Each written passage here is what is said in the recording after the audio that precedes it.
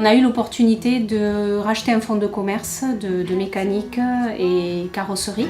J'ai été conjoint collaborateur dans un premier temps dans l'entreprise artisanale donc, de mon mari qui était taxi. Pour moi, c'était logique que j'ai un statut. Je suis restée conjoint collaborateur pendant de 2007 à 2009. Moi, j'ai un peu tapé du poing sur la table et j'ai dit je veux avoir un statut et j'ai voulu être salariée dès le départ. Donc j'ai débuté par quelques heures et puis petit à petit j'ai augmenté mes heures en fonction du volume d'activité. Il était quand même convenu qu'une fois que la licence était payée, je passais à temps plein pour avoir un revenu correct pour la retraite. Et pour un éventuel chômage, et pour voilà, on ne sait jamais. Je travaillais avant, j'avais mon indépendance financière. Je travaille à l'heure actuelle avec toi, mais c'est pareil, il faut que je puisse financièrement subvenir à mes besoins, même si on est mariés, même si, voilà.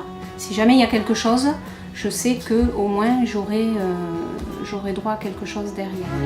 Au début c'était dur parce que c'était son bébé, ses clients, son téléphone, son taxi.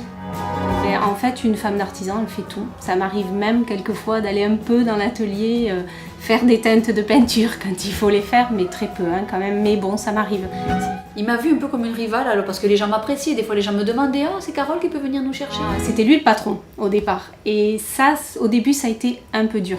J'ai mis 8 ans de ma vie à son service, quelque part, au service de notre entreprise, certes, de la sienne, parce qu'il a gardé l'entreprise. Le problème du conjoint, voilà, c'est le patron, mais c'est aussi le conjoint. Et c'est là que ça se complique. Parce que quand c'est plus le conjoint, pour moi, quand la partie conjoint est terminée, avec la partie patron, forcément, ça peut pas continuer, c'est pas possible. Tu perds ton conjoint, tu perds ton travail. Là, ça a été dur parce que l'entreprise, on l'avait construit à deux. Voilà, là, c'est là que j'avais vraiment participé. Je me suis dit, c'est pas possible. Enfin, je veux dire, dans le RSA, 600 € de Pôle emploi, et voilà. Et merci, au revoir. J'ai mon salaire comme je devrais l'avoir. C'est pas plus bas, pas plus haut, j'ai le salaire qui correspond à la grille. Les jours de repos, un salarié il a des jours de repos. La femme, elle n'a pas de jours de repos. Voilà.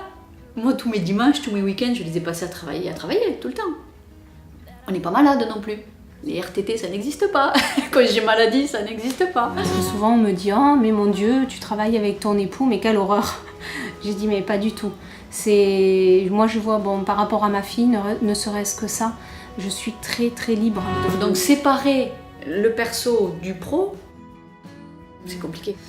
Parce que, voilà, les sujets de discussion, c'est les clients, c'est machin, donc c'est la tension nerveuse. Le petit inconvénient, c'est vrai, c'est d'être à la maison et puis quand il y a des frictions un petit peu à la maison, de les ramener en entreprise. Par rapport à mon statut de femme, je pensais vraiment le soutenir et faire tout ce que je pouvais pour lui. La béquille, parce que c'était le joker quoi, quelque part.